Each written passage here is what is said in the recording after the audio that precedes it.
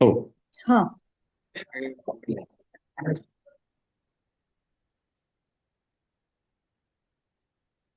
हरे नमः.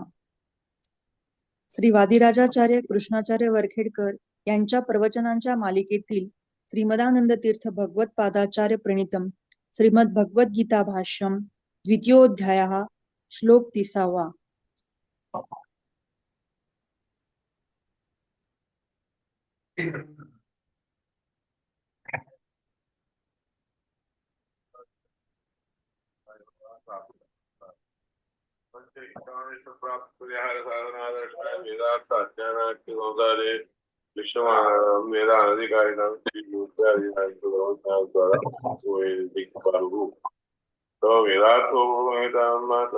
केवळ ईश्वर ज्ञान सर्व प्राणी अवगाय अनवगाय भगवान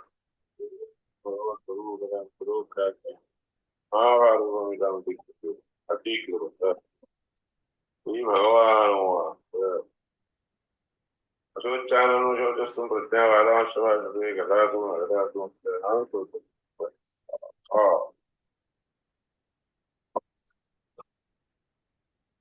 देही नित्यमवत्यवयम् देहे सर्वस्य भारत तस्मात् सर्वाणि भूतानि न त्वं शोचितुमर्हसि.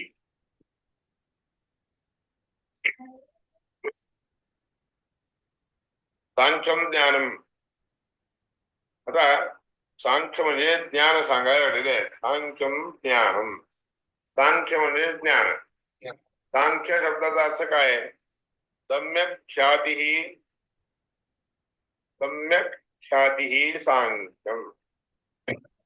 संख्यायाः इदं सम्यक ख्याती सांख्यम.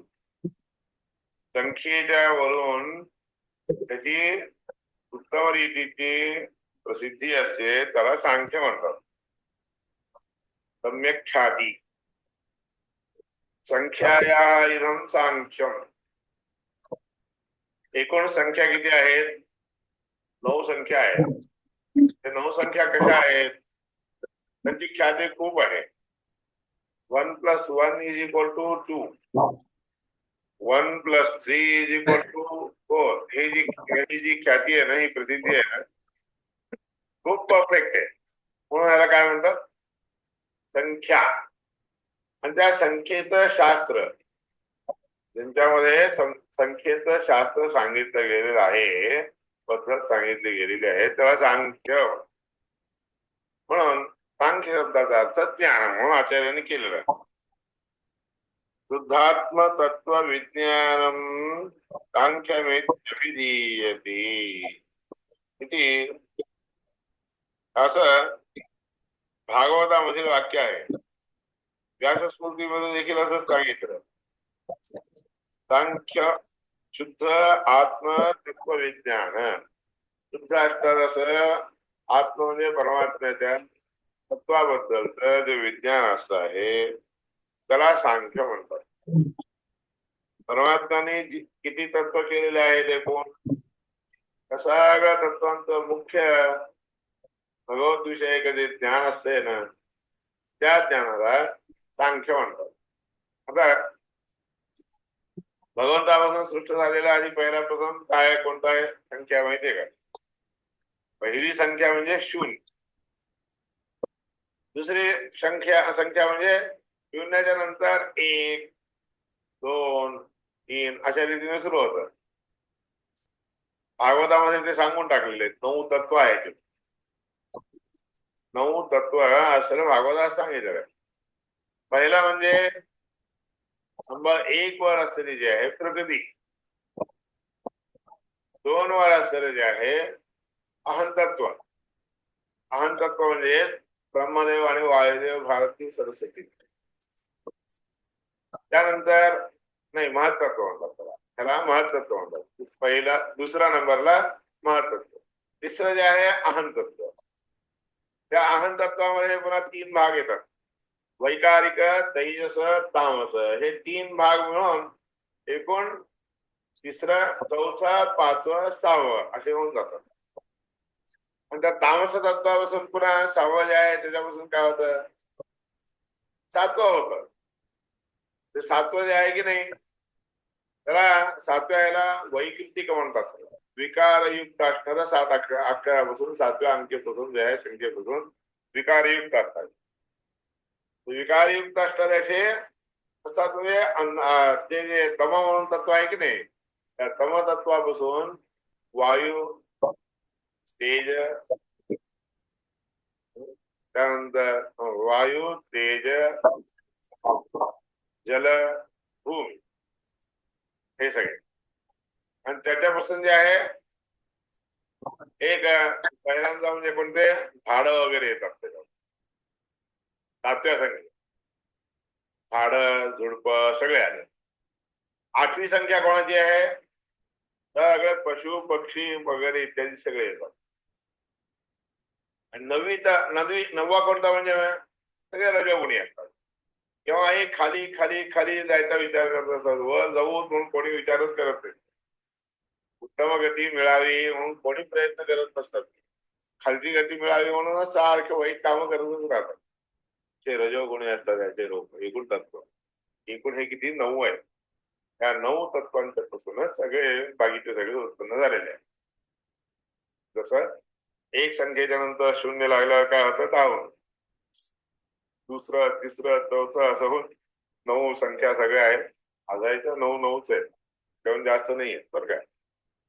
याप्रमाणे शुद्ध आत्मतत्व विज्ञानम सांख्यमित्यभिधीयते. परमात्म्याच्या शुद्धाक्षरा तत्वांचे विज्ञान फोड म्हणजे फोड करून जाणून घेणे त्याला सांख्य म्हणतात.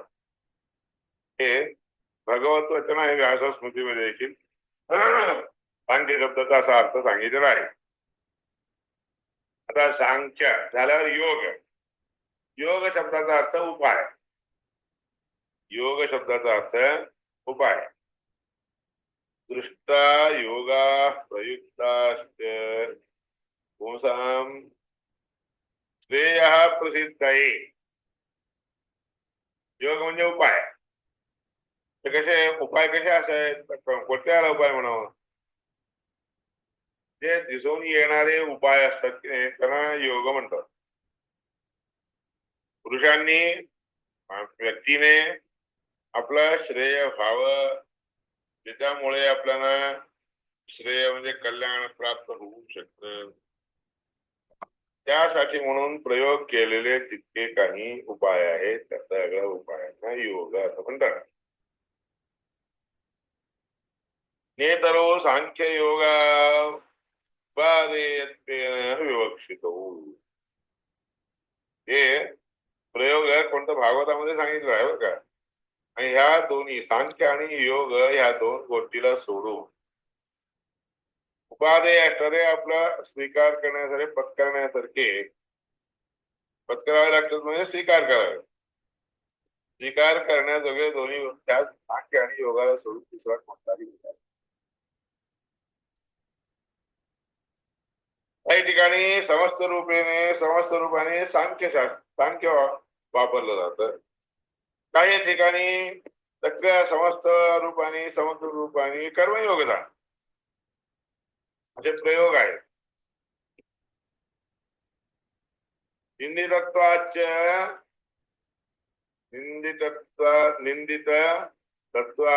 म्हणजे निंदित असणाऱ्याचे तत्व.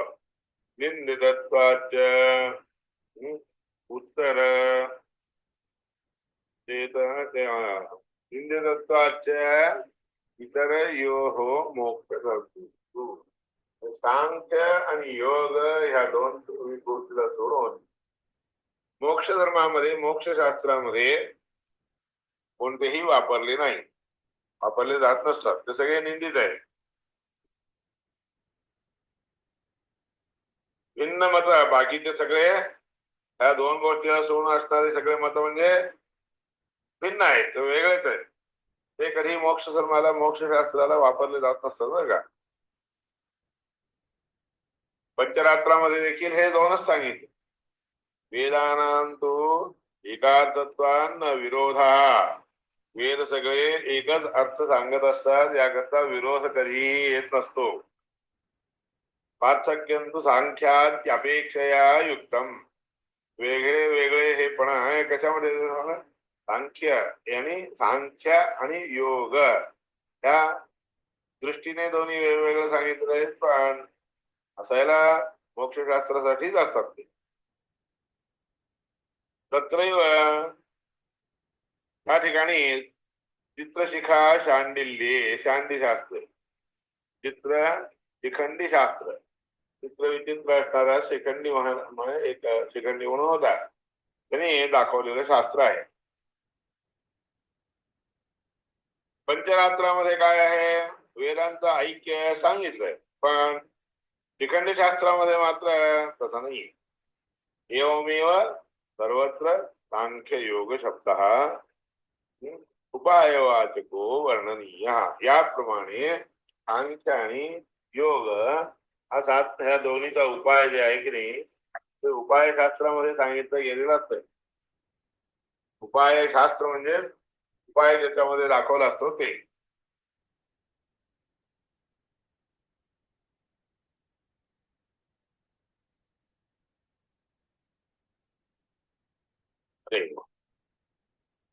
सर्वत्र सांख्य योग शब्द उपायवादिको वर्णनीय. काही लोक काय करतात, सांख्य नावाचा एक उपाय आणि योग नावाचा एक उपाय असं वेगळं वेगळं न करता सांख्य योग म्हणून करतात.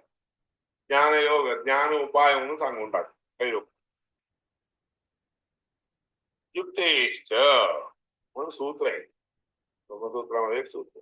युक्तेश्च, युक्त म्हणजे काय? उपायाने युक्त होऊन राहणे. ज्ञानम ही जैव मुक्तम. ज्ञान म्हणजे जीवाला संबंधी असणारं जे जीवाच्या बद्दलचं ज्ञान जे आहे त्याला जैव विषयाला गोष्टीला ज्ञान. म्हणून शंकराचार्यांनी काय मांडले आहे? जीवशास्त्र म्हणून त्याला त्या ब्रह्मसूत्रांना काय सांगितलेलं आहे? जीवशास्त्र म्हणून सांगितलं. जीवशास्त्र म्हणजे काय? जीवांच्या बद्दलचं शास्त्र. म्हणून ते लोक ब्रह्मसूत्रांना शारीरक मीमांसा शास्त्र म्हणून म्हणतात बरं का. पण आपले आचार्य मात्र शारीरक हा शब्द शरीर संधारी असणाऱ्या जीवाच्या बद्दलचं हे शास्त्र नाहीये, तर हे कृष्ण परमात्म्याचं ज्ञान जाणून घेण्यासाठी म्हणून सुरू झालेलं शास्त्र. म्हणून ब्रह्ममीमांसा शास्त्राला आपण सगळे लोक काय म्हणतात, मध्वाचार्य वगैरे काय म्हणतात, तर शारीरक मीमांसा शास्त्र म्हणत, हे ब्रह्ममीमांसा शास्त्र म्हणतात ठेवलेलं आहे बरं का. हे इम्पॉर्टंट आहे. ब्रह्ममीमांसा शास्त्र म्हणून आपल्या ब्रह्मसूत्र विषयांना ब्रह्ममीमांसा शास्त्र असे म्हणतात. पण शंकराचार्य वगैरे इत्यादिकांनी शारीरक मीमांसा शास्त्र म्हणून त्याचं नाव दिलेलं आहे. जीव हाच ब्रह्मशब्दाने वाच्य आहे असे ते म्हणतात. जीव हाच ब्रह्मशब्दाने वाच्य असल्या कारणाने ते लोक जीवो ब्रह्मैव नापरम असं त्यांचं मत आहे. आपलं तसं नाही आहे. ब्रह्म म्हणजे विष्णू परमात्मा, विष्णुरेव विजिज्ञास्या सर्वकर्ता गमोदिता म्हणून याप्रमाणे आचार्यांनी सांगितलं. म्हणतात ते महत्वाची गोष्ट असल्या कारणाने तेवढं नोट करून घ्या तुम्ही. ज्ञानम हि दैव मुक्तम. आता त्याचा उपाय काय आहे? हे उपाय म्हणजे योग. बुद्धते अनया इति बुद्धी. बुद्धी शब्दाचा अर्थ काय? बुद्धते, जाणले जाते. बुध बुध धातूचा अर्थ जाणणे. बुद्धते, जाणले जाते म्हणून याला बुद्धी म्हणतात. काय बुद्धी आहे का रे मागा तुला असं म्हणतात. बुद्धी आहे का तुला म्हणजे काय आहे का, चांगलं काय? जी गोष्ट जाणून घ्यावी ती चांगली तुम्ही जाणून नाही घेतलात तर तुम्ही असं त्याला शिवाय देतो, ओरडतो, आहे की नाही? म्हणून बुद्धते अनया इति बुद्धी.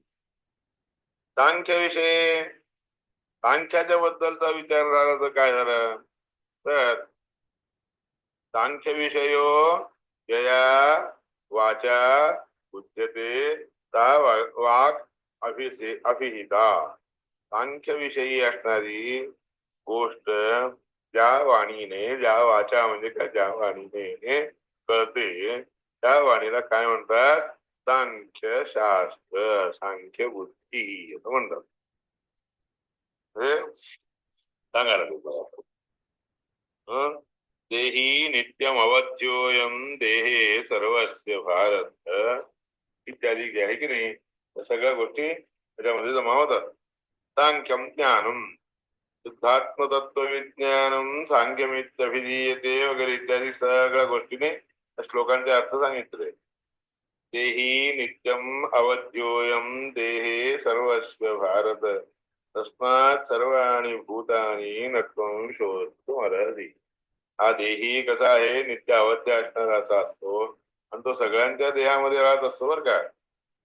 म्हणून सर्व प्राणी मात्रांच्या ठिकाणी अवध्य असणारा असा जीव असतो, म्हणून त्याच्याबद्दल तू शोक करत बसायची गरज नाही. आता स्वधर्ममपि जावेक्ष न त्वं शोचितुमर्हसि. तू स्वतःचा धर्म देखील हे आहे असं समजून न विकंपितुमर्हसि. तळमळ करायची गरज नाही बरं का. धर्म्यात ही युद्धात श्रेयोन्यत क्षत्रियस्य न विद्यते हे सांगितलंय. धर्म्यात ही युद्धात श्रेयोन्यत, धर्म असणाऱ्याच्या युद्ध म्हणजे धर्मस्वरूपाने ज्याचा धर्म आहे असं समजून घ्यावं. युद्ध हे करणं हे कोणाचा? क्षत्रियांचा धर्म आहे. क्षत्रियांचा धर्म काय आहे? युद्ध करणे. असं युद्ध करणे नावाचा जो क्षत्रियांचा विहित असणारा धर्म आहे, त्याचा धर्म तू करत आहेस असं समजून धर्म्यात युद्धात श्रेयोन धर्मयुद्ध करणं हे सोडून दुसरा कोणताही श्रेयकारक श्रेयस्कारक म्हणजे मोक्ष साधक क्षत्रियांच्यासाठी उपाय नाही आहे बरं का. क्षत्रिय ब्राह्मणांच्या सारखा मी वेद शास्त्र वगैरे शिकत बसतो म्हणलं तर चालत नाही. ते त्यांचा धर्म नाही आहे. तरी ते करावं, हे सोडून करू नये, हे करावं. जे धर्मयुद्ध करावंच लागतं. धर्मयुद्ध करावं तर त्याचा ते विहित धर्म येतो, विहित आहे. तदृच्छया चोपपन्नम स्वर्गद्वारमपावृतम. पहा, दैव योगाने तुला हे स्वर्गाचं द्वार प्राप्त झालेलं आहे, मिळालेलं आहे आणि त्यात स्वर्गद्वाराला तू सोडून जाणं हे योग्य नाही बरं का. तू सांगायला गेले म्हणून तदृच्छया चोपपन्नम स्वर्गद्वारमपावृतम. अपावृतम हे उघडलं गेलेलं. सुखिनः क्षत्रियाः पार्थ. या सुखी असणाऱ्या क्षत्रियांनाच हे पार्थ असे युद्ध मिळू शकतं बरं का. ज्यांना मोक्ष प्राप्त व्हायचा असतो, म्हणजे ज्यांना मोक्षाला जायची वेळ आलेली असते की नाही, अशा लोकांना हे सुखदायक असणार असं हे युद्ध नावाचं प्राप्त होत असतं. प्रसंग प्राप्त येत असतो, प्राप्त होतो. म्हणून सुखिनः क्षत्रिया पार्थ लभन्ते असचेत त्वमिमं धर्म्यम, असचेत त्वमिमं धर्म्यम संग्रामम न करिष्यति. आणि जर तू असं धर्म तुझ्या धर्मासारखं तुझा धर्मरूपी असणाऱ्या अशा युद्धाला, संग्राम म्हणजे युद्धाला तू जर स्वीकार करणार नाही, न करिष्यसी, संग्राम न करिष्यति, युद्ध जर केलं नाही तर त्याच्यामुळे काय होईल? अतः स्वधर्मम कीर्तित्य हित्वा पापमवाप्स्यसि. त्यानंतर स्वतःचा धर्म काय आहे आणि कीर्ती कशाने मिळू शकते ते सोडून देऊन काय करशील? पापमवाप्स्यसि, पाप तुला प्राप्त होईल बरं का. याकरता स्वतःचा धर्मरूपी असणारा आणि कीर्ती मिळवून देणारा असा हा संग्राम करायला पाहिजे. नाही केलास तर सगळं सोडून बसशील, घालून बसशील, पाप प्राप्त होईल तुला. अकीर्तींच्या भूतानी कथयिष्यन्ति ते व्ययाम. आणि त्याशिवाय काय होईल माहित आहे का? अव्यय असणारी अशी अकीर्ती प्राप्त होईल, कधी नष्ट न होणारी अशी अपकीर्ती तुला प्राप्त होईल. आणि त्यानंतर अकीर्तींच्या भूतानी कथयिष्यन्ति ते व्ययाम. तुझी अपकीर्ती जे आहे, सगळे प्राणी लोक, जन्माला आलेले सगळे इतर लोक त्यांनी असं केलं बरं का, म्हणून अशा रीतीने अपकीर्ती तुझी सगळं त्याला त्याला त्याला ह्याला सांगत बसतील. आणि एखाद्या चांगलं काम करणाऱ्या व्यक्तीला तू हे चूक काम केलं असं म्हणलं तर ते वाक्य त्याला कसं टोचत असते माहितीये का? मेलेल्या त्रासापेक्षा जास्त टोचत असतं, दुःख देत असत. म्हणून सांगत आहे संभावितस्य चा कीर्तीर मरणादतिरिच्यते. संभावित माणसाला एखादी अपकीर्ती कोणी सांगितली म्हणलं, या अपकीर्ती प्राप्त झाली तर ती किती दुःखदायक असते माहितीये का? मरणात अतिरिच्यते. मरण येणं हे बरं, पण मरणाच्या पेक्षाही पलीकडचं इतकं दुःखदायक असतात असं कष्ट म्हणजे आपल्याला दुःखदायक असतं म्हणून सांगत वेदना दे. संभावितस्य च कीर्तिर् मरणादतिरिच्यते. भयात् रणात् उपरतं संस्यन्ते त्वां महारथाः.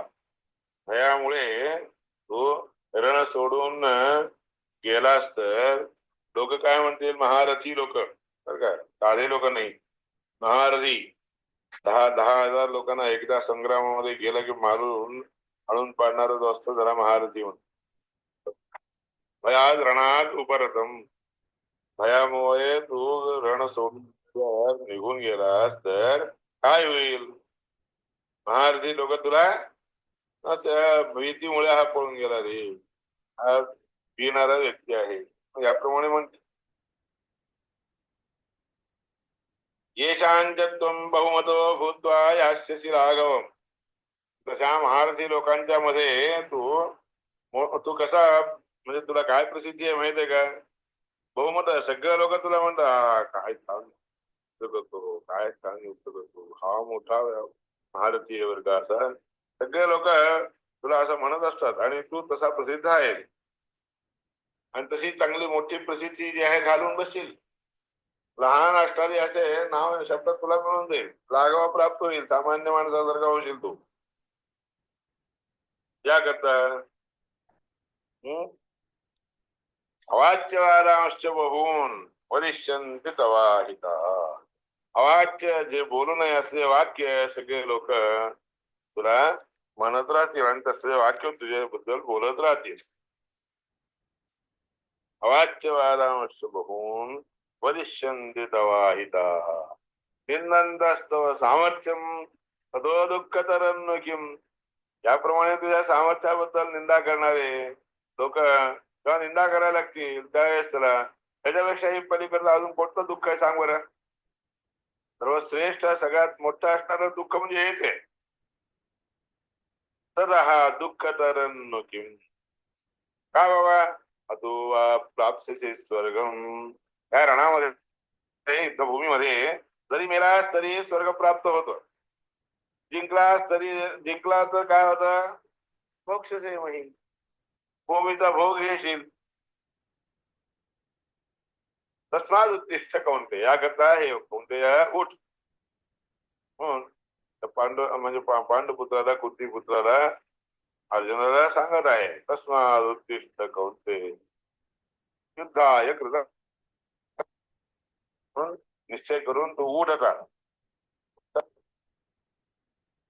कौंतेय युद्धाय कृत निश्चय. दुःखे समीकृत्वा लाभालाभो जया जयो ततो युद्धायुद्धस्व नैवं पापमोवाप्स्यति.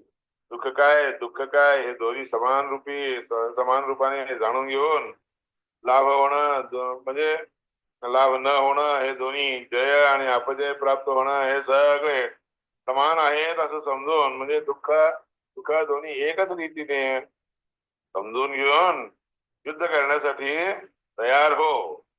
त्यामुळे तुला काहीही पाप प्राप्त होणार नाही. नैवम पापम अवाप्स्यसी.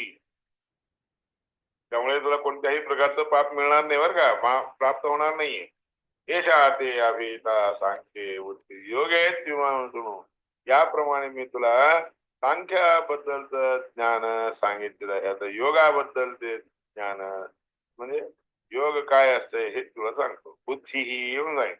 बुद्धते अनया इति बुद्धी सांगितलं. म्हणून सांख्य बुद्धीच्या बद्दल तुला सांगितलेलं आहे. बुद्ध्या युक्तो यया पार्थ कर्मबंधम प्रहास्यति.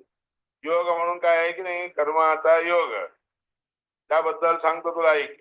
त्या योगाबद्दल जाणून घेतलं असताना, त्या योगाच्या बद्दल जाणलं असताना हे पार्थ कर्मबंधन प्राश्यसी, सगळ्या प्रकारचे कर्माचे बंधन आहेत की नाही ते सगळे नष्ट करून टाकशील तू, आपोआप सुटून जातील. हा विक्रम नाशोस्ती प्रत्यवायो न विद्यते. त्याच्यामुळे परत येणं नावाचं आहे की नाही दोष त्या ठिकाणी मग इह अभिक्रम नाश असती. अभिक्रम म्हणजे वारंवार ह्याच्यावरून तिकडे जायचं, इथून वर चढायचं, तिथून वर चढायचं, अशा प्रकारचा जो क्रम आहे की नाही तो क्रम पद्धती तुम्हाला प्राप्त होणार नाही. कोणत्याही प्रकारचे प्रत्यवाय बाधक कष्ट असणारे असे ऑब्स्टिकल्स किंवा कोणत्याही प्रकारचे अर्धे येणारे अशा कोणत्याही गोष्टी नाही आहेत. न इह अभिक्रम नाशो प्रत्यवायो न विद्यते. म्हणून त्याकरता प्रत्यवाय नाहीये. म्हणून समजून घेऊन स्वल्पमप्यस्य सर्मस्य त्रायते महतो वया. जरी तू थोडासा धर्म तुझा म्हणजे युद्ध करणे नावाचा थोडासा जरी पालन केला तरी त्याच्यामुळे महत्तर असणारा भय निघून जातं बरं का. व्यवसायात्मिका बुद्धी एकेह कुरु योगे इमां बुद्धिं शृणु इत्युक्तम्. बभ्यो हि बुद्धयो मतभेदात. मतभेद असल्या कारणाने बुद्धीचे प्रकार देखील अनेक असतात बरं का. तत् कथम एकत्र निष्ठां करोमि इत्यतः. अशा अनेक बुद्धीचे उपाय मार्ग असताना एक ठामपणे एक धरून मी कसं चालावं याच्याबद्दल म्हणले. व्यवसायात्मिका इति सम्यक युक्ती निर्णीतानां मतानां ऐक्य इत्यर्थ. व्यवसायात्मिक शब्दाचा अर्थ आचार्याने स्पष्टपणे दिलेला आहे बघा. बघा, सम्यक युक्ती निर्णीतानां, चांगल्या उत्तम रीतीच्या युक्तीने. युक्ती म्हणजे काय? युक्ती म्हणजे प्रकार, प्रमाण युक्ती सगळे आले. चांगल्या रीतीची युक्ती बाळगून जी गोष्ट निर्णयाला लावली जाते किंवा ज्या गोष्टीचा निर्णय केला जातो त्याला एक रीतीने म्हणजे एकाच प्रकारे जाणून घेणे त्याला म्हणतात सम्यक व्यवसायात्मिक बुद्धी म्हणतात बरं का. विशेषेण अवसायात्मिका बुद्धी. अवसाय म्हणजे काय? निर्णय. विशेष रीतीने निर्णय ज्यामध्ये घेतला जातो त्याच्या प्रकारची विशेष रीतीने निर्णय घेणे म्हणजे अनेक प्रकारच्या युक्तीने ज्या गोष्टीचा उलगडा पाडला जातो, निर्णय केला जातो त्याला काय म्हणतात? व्यवसायात्मिका बुद्धी. नोट करून घ्या सगळेजण. व्यवसायात्मिका इति सम्यक युक्ती निर्णीतानां मतानां ऐक्यमेव व्यवसायात्मिका अशी बुद्धी व्यवसायात्मिक बुद्धी एकेह कुरुनंदन. व्यवसायात्मिका बुद्धी एकेह कुरुनंदन. तशी बुद्धी एकच असते बरं का. सगळ्या युक्तीने जे गोष्ट आपण पडताळून काढतो आणि समजून घेतो तसली बुद्धी एकच असते. दुसरे कोणीही तशी बुद्धी करू शकत नाही. पण त्या बुद्धीमध्ये दुसऱ्या अनेक प्रकारच्या ज्या बुद्धी असतात की त्याच्यामध्ये असे मतभेद खूप येऊ शकतात. पण निर्णीत असणाऱ्याची गोष्ट आपण समजून घ्यायची झाली तर ते युक्तियुक्त असणारे वाक्य बोलावे. व्यवसायात्मिक फार इम्पॉर्टंट आहे हा विषय. व्यवसायात्मिक बुद्धी एकेह करून पुरुषाका ह्यनंताश्च बुद्धयो अव्यवसायिन. त्याचा निर्णय कधीही लागत नाही. असे निर्णय न लागणारे अनेक गोष्टी असतात. बघू शाखा, अनेक त्याच्यामध्ये शाखा असतात, अनेक प्रकारचे मत असतात, मतांतर असतात बरं का. बहुशाखा ही अनंताश्च बुद्धयो अव्यवसायिन. अव्यवसायी लोकांची बुद्धी अनेक प्रकारचे असतात. यामिमां पुष्पितां वाचं प्रवदन्तु विपश्चितः वेदवादरता पाच नान्यदस्ती वादना. त्याच्यामध्ये आता ते किती किती प्रकारचे लोक असतात ही गोष्ट सगळी प्रमाणाने सांगितलं बरं का ह्या श्लोकामध्ये. यामिमां पुष्पितां वाजं प्रवदन्ति विपश्चितः वेदवाक्य वेदवादरता पाच अन्यदस्ती वाद. म्हणजे वेदवादामध्ये राहतात ते. वेदवादामध्ये काय, वेदांचा अर्थ चांगल्या रीतीने न जाणून घेणे याला वेदवाद म्हणतात, वेदवादी म्हणतात. वेदांचा वेळ संपली गुरुवर्य, बंद पडेल आता. चालेल, ओके. हो म्हणा. 42 पासून ठरेल मग, पुढचे विषय उद्या नाही तर परत चालू करावं लागेल. सगळ्यांना करायचं का? बरोबर. दुसरं सुरू झालं इकडे दुसरे